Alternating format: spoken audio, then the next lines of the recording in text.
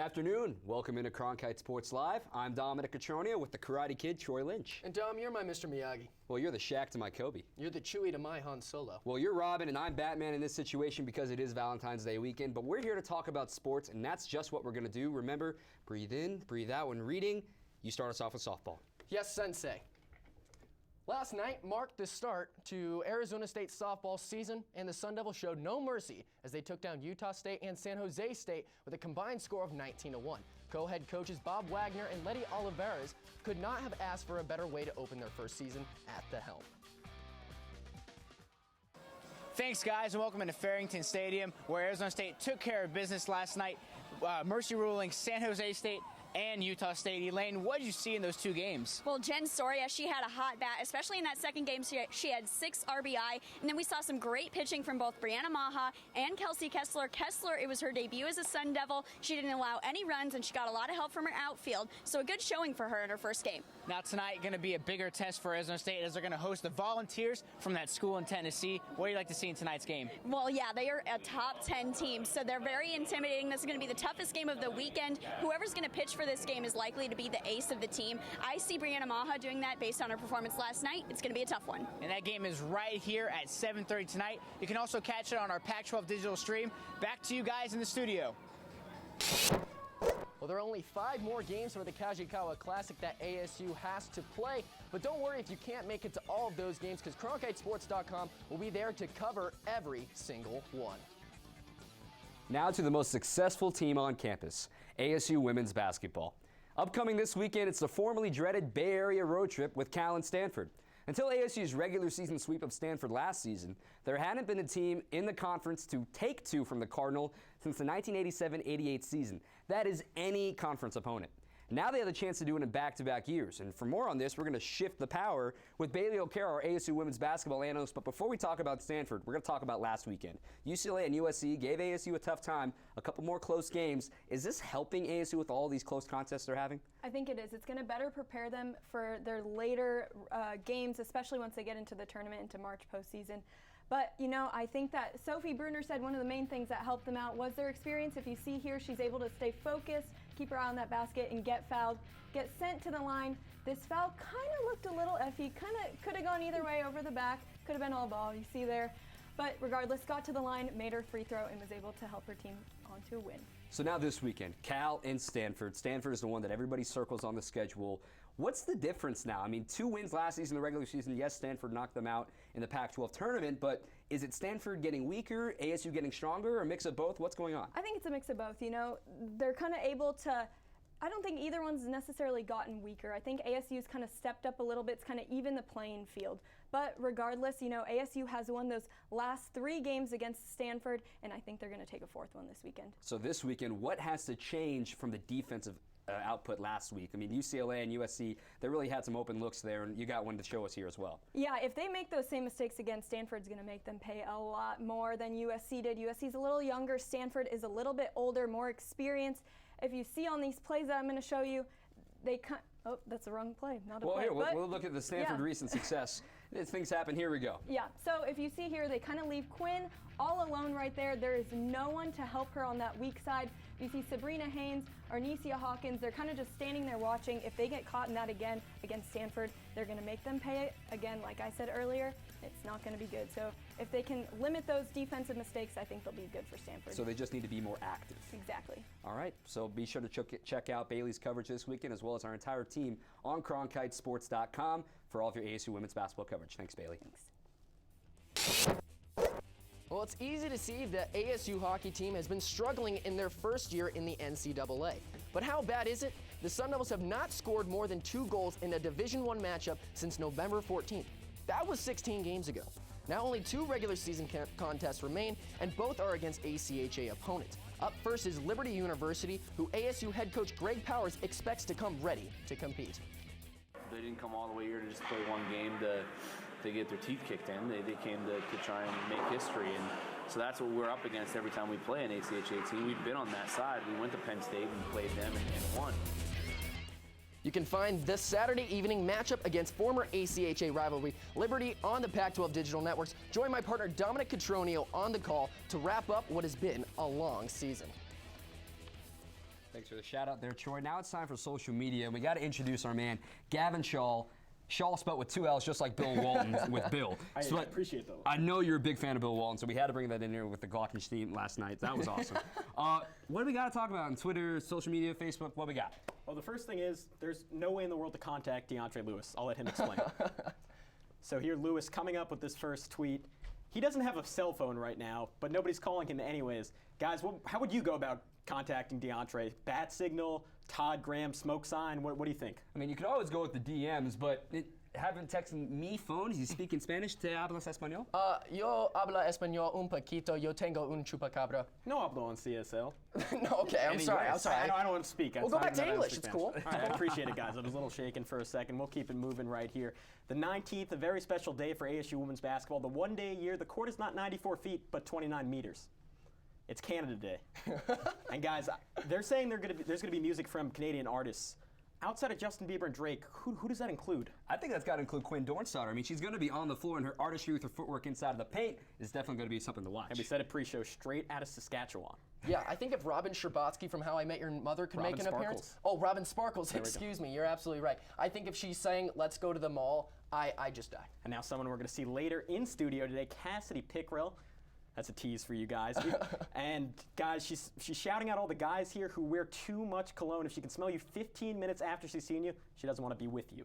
And guys, I still smell Zach from last week, so that's a bad sign. I mean, for he's him. in the room right now. That's why we can smell him right now too. I got to make sure you let him know in the roommates right maybe now. they have like a fan in there. I don't know. We'll get some. I got to open a window. When this show's over, you better best believe that everybody's just going to bolt out of here because Zach's cologne is just not on point. Well, guys, I'm going to faint from the overwhelming smell of cologne and your overwhelming talent. Thank you so much for having me on. All right, well, you saw that tweet from Cassidy. Now we have Cassidy Pickrell and the rest of the Sun Devil sand volleyball team on this week's edition of Ring of Fire.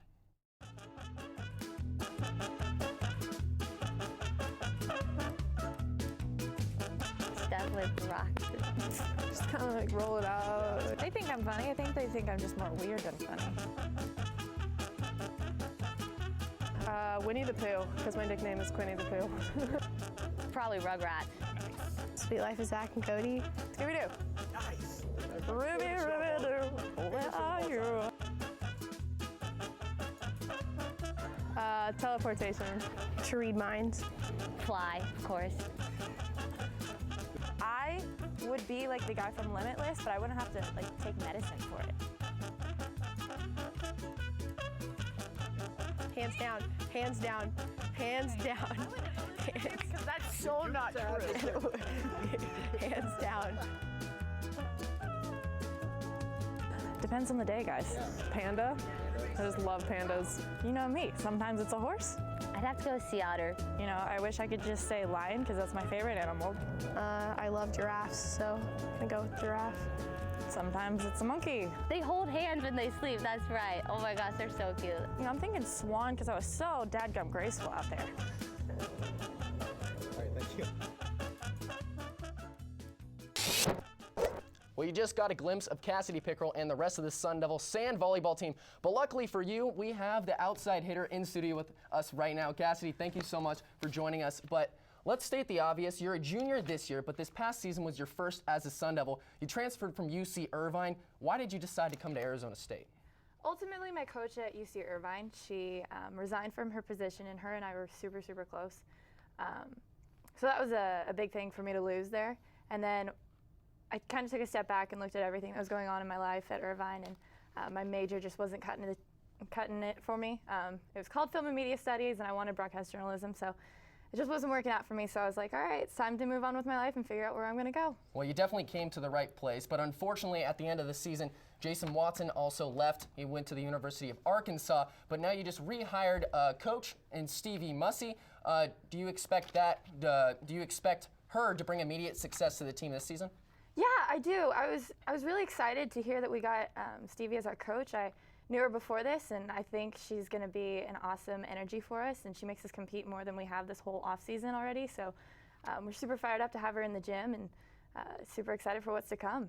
Now, you guys had your banquet last night, and Jason Watson, when he left at the end of the season, I just want to know what your reaction was and the rest of the team's. When he left? when he left?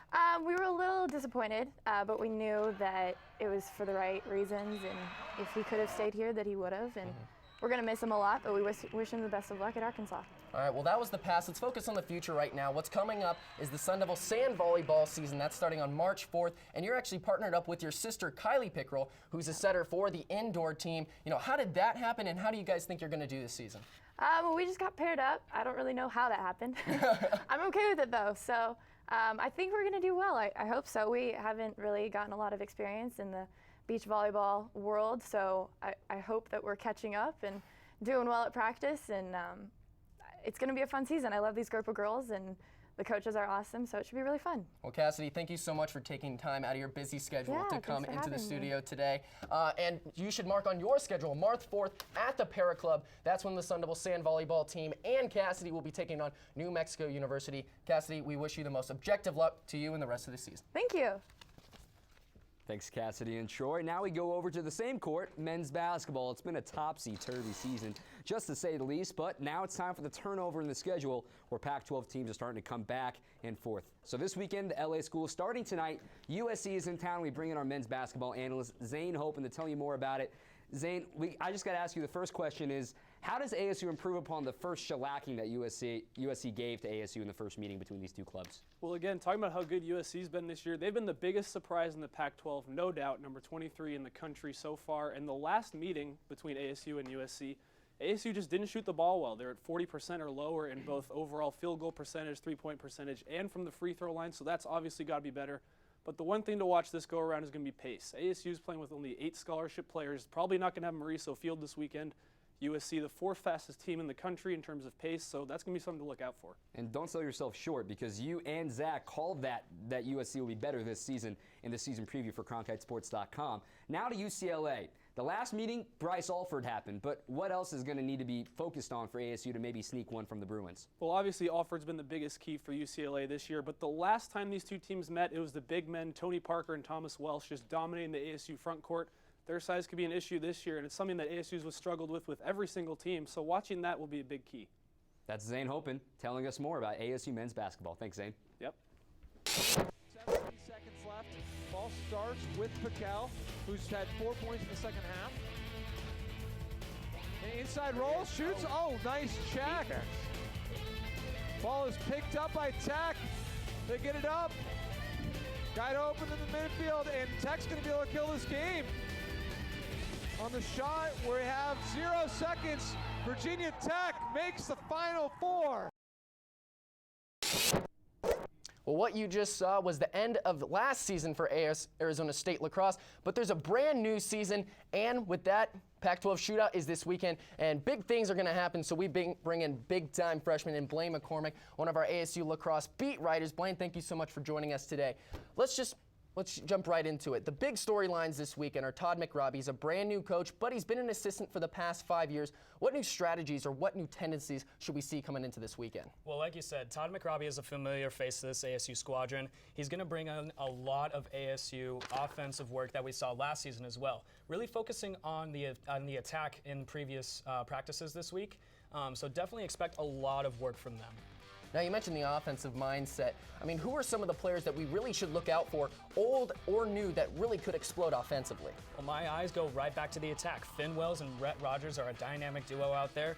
Finn had an impressive season last year with 25 goals and averaging 1.4 goals per game, while Rhett Rogers killed it with 29 goals and averaged 2.2 points per game. So definitely look for them. In terms of nuances, my eyes go to Jake Marthins, that third attackman. He's really been working well with the other attackmen right now, and the chemistry has been building tremendously. And that'll just lead to the rest of the team, too. No, so that was the Sun Devils. Let's talk about the opponents. They got Oregon State on Saturday, who last year, they only lost 1 game, and then USC on Sunday, where they have a brand new coach. What should we expect from these other two teams? Well, I mean, right off the bat, Oregon State is a very good team. 12-1 last year, like you said, with their 1 loss coming to Cal Poly, who ASU will actually play at their first home game. So it's going to be a tough match for them, but as long as they're able to bring that constant energy and exercise the stuff that they used in practice the past couple of weeks, they're going to do fine. With USC, kind of a different story. New coach this year, so they're going to rebound from that 7-9 record that they had last season, but it's kind of difficult in these situations because you don't really know the film expectancy from last year, and the numbers may not add up. So new coach, but as long as ASU is able to get the wins this weekend, it'll build their confidence for the rest of their schedule. All right, Arizona State, they start their season off against Oregon State and USC for the Pac-12 shootout this weekend. Should be a lot of fun. Unfortunately, it will not be streamed, but make sure you go to cronkitesports.com where you can catch all of Blaine's work and the rest of the coverage for Arizona State. To the links. It's not a show without golf if I'm involved. It was a doozy of a weekend for ASU golf, and both professional and amateur. 6 Sun Devils competed in the Waste Management Phoenix Open, but the man who captivated the pro ASU crowd last year was not there. John Rahm and his ASU team were in Hawaii, tough life, where they finished tied for 3rd in the Emery Ari Invitational. Rahm finished tied 8th individually, and to make the week even better for him, he was named to the Ben Hogan Award watch list. If he's victorious again come May, he will be the first to ever win college golf's highest honor twice in the after his win last season. Something great for John Rahm, and hopefully the best for him. So now I'm going to slide on over here, join my buddy Troy. We're going to talk things over on The Way It Is, our buddy Walter Cronkite, and the building named after him. This is The Way It Is. We're going to talk some topics here has to do with ASU sports. I'm just going to give it to you the way it is, back and forth, rapid fire style. So first one, this weekend, ASU women's basketball on the Bay Area road trip, Troy. Do they go 2-0? I mean, it's always a tough road trip when you have to go up to Northern California and play either Cal or Stanford. Doesn't really matter what sport it is, but it does kind of concern me because Stanford has always been giving Arizona State a little bit of a tough time. However, these are two teams that Arizona State has beaten already this season. They got Charlie Turner-Thorne. She's been taking them to places where they've been before, so I'm not really worried about that. Now let's switch genders, Dom, all right, over to men's basketball. They've been struggling more than the women. But if you were to choose an MVP, who would it be? It's got to be Trey Holder. I mean, numbers number live, 15.5 points per game, 41% from the floor, 40% from 3, and a 75% free throw shooter. He's been the spark plug. He's only a sophomore, probably going to enjoy 2 more years of Trey Holder running this offense for ASU. Now to your sport, volleyball. We had Cassidy Pickrell in here just a minute ago. Texas forever, by the way. With a new coach, should volleyball expect immediate success? I think they should, and I know that they didn't want to end their season the way it did last year, but they had 3 freshmen starting at the end of the year, and they're going to take that experience into this upcoming season. Now they have Coach Mussey, who's won a national championship as a coach and as a student, and that's something that Coach Watson could not bring to the table, so I do expect a lot of success. So now we'll switch over from my favorite topic to your favorite topic, baseball. All right, so they've had a lot of success in the past, but can they continue their streak of a 30-win season this year? 53 seasons in a row, they've won at least 30 games. I think it becomes 54. They only have to go 15-10 in non-conference for that to happen, assuming they finish 500 in the Pac-12, which is a very realistic option. Still, this non-conference is a lot weaker than it was a season ago, and they finished better than 15-10 last year with a tougher slate. I think they can do it. It's gonna be close, maybe 32, 33 wins, something that close. To lacrosse now, another coaching change, if you will. Yeah. Coach McRobbie, should expectations remain high for ASU lacrosse this season? They should be even higher, and here's why. McRobbie, this isn't his first rodeo as a head coach. He was a head coach for high school for the past 14 years, and he still does it. So he's had experience both defensively and offensively, and he's just kind of a combination of Chris Malone and Joseph Thone. I think McRobbie can take these Sun Devils to places where they haven't gone, and that's a national championship. So now let's finish off this segment with something fun. Softball started their season last night. A lot of good walk-up songs, but out of the past 2 years, which walk-up song's been your favorite? Okay, I got to give a shout out to Sachelle Palacios for choosing Suavemente. That's always a good one. But for baseball, last season, David Greer had DJ Cool, Let Me Clear My Throat, got the whole stadium jumping. That takes a crank for me. You can't go wrong with that. I think for me, it hasn't happened yet, but Colby Woodmansey actually posted on Twitter of a poll of what his walk-up song should be. I voted for My House by Flo Rida, but that's just my take. So now the producers are going to decide on the screen behind us who wins this one, and Walter's face is going to be moving away. Are you kidding me? Sorry, What? Troy, but it's time for my FaceTime here, I never if you win will. in this game. So yesterday, ASU Baseball held its Media Day, and what's included in that is a media member home run derby. That featured a lot of pop-ups, some grounders, and exactly 0 home runs. I played baseball for 17 years of my childhood, and I couldn't even manage more than a hard single to center field. That's the media's collective failure to just remind me how hard it is for skilled student athletes to hit a baseball. Not just in baseball, but in all sports. I can't pole vault because I'm afraid of heights. I can't play hockey because I can't skate backwards. And in prep for the home run derby, I spent my Wednesday at a local batting cage, and I was absolutely whiffing on 70-mile-per-hour fastballs, whereas that's a slow curveball in baseball. They're hitting 90-mile-an-hour fastballs. So if you're going to criticize a student athlete, whether it be baseball, volleyball, basketball, whatever, remember that only 1% of all student athletes will even get the chance to play at the next level, something that none of us can even imagine. And that's the way it is. No one else is the way it is. It's time for top plays. First up to the ice. Overtime against Wisconsin Eau Claire for ASU with the left wrist shot is Patrick Moore, denied by Robert Levin. More from this, well, right now. We're going to stay on the frozen water, Dom. Michael Cummings in the 6th round of the shootout against Wisconsin Eau Claire, making it look easy, and that would eventually win the shootout, but the game would still remain in a tie. Number 1, are you really surprised? You get a buzzer beater. It's Sophie Bruner. 4 seconds left. Into the paint, and 1. Give her one in the pink jerseys. Look at it one more time up close.